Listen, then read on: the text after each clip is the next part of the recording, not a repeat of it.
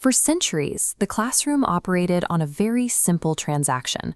An author produced a definitive, unchangeable text, and a student sat quietly to absorb it. But today's students process information differently. They don't think in closed, linear loops. They navigate the world as a series of interconnected nodes in an infinite web. Standing at the front of a room and delivering a traditional, linear lecture fails to map onto this hyper-connected cognitive reality. The mind of a digital native is constantly seeking parallel inputs, not a single stream of data. This brings us to a concept known as decentering.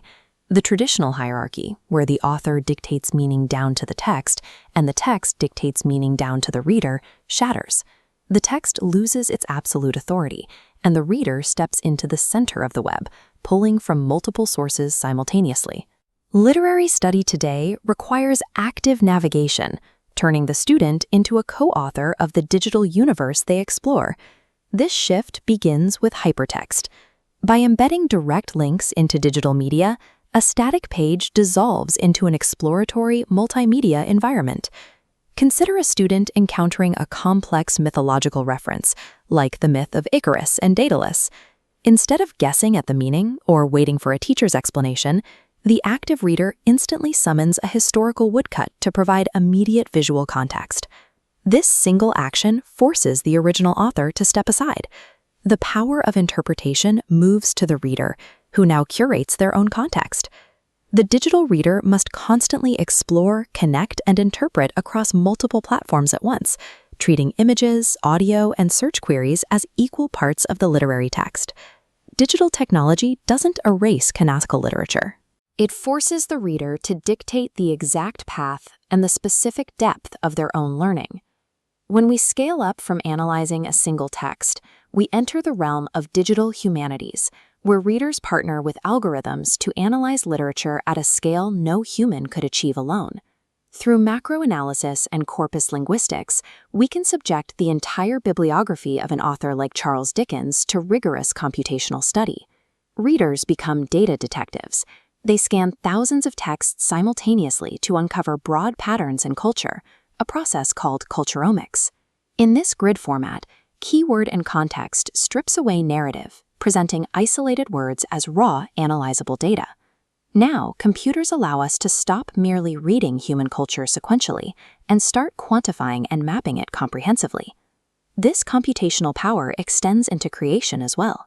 With generative literature and poem generator machines producing texts autonomously, we have to ask what the reader's role becomes when a computer is doing the authoring. The ultimate shift in reader agency happens when we look at projects like the MIT Moral Machine. Here, users are tasked with making split-second ethical choices on behalf of autonomous vehicles. In a literature class, you read about a character's moral dilemma and judge their actions safely, slowly, and from afar. Here, you are placed directly inside an urgent, active trolley problem scenario. The simulation forces a sudden brake failure. The autonomous car is barreling forward, and you must choose exactly who the machine should save and who it must sacrifice. This radar chart shows how the platform analyzes your inherent moral biases. It logs whether you prioritize saving passengers over pedestrians or younger people over older individuals, shifting the nodes in real time based on your decisions. In the digital age, we aren't just reading about moral dilemmas in books. We are actively programming our ethics into the algorithms that run our world.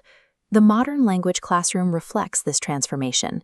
It relies on digital pedagogy, blended learning, and mixed-mode teaching to keep up with the demands of the digital native. Tools like digital portfolios require students to abandon the role of passive receiver.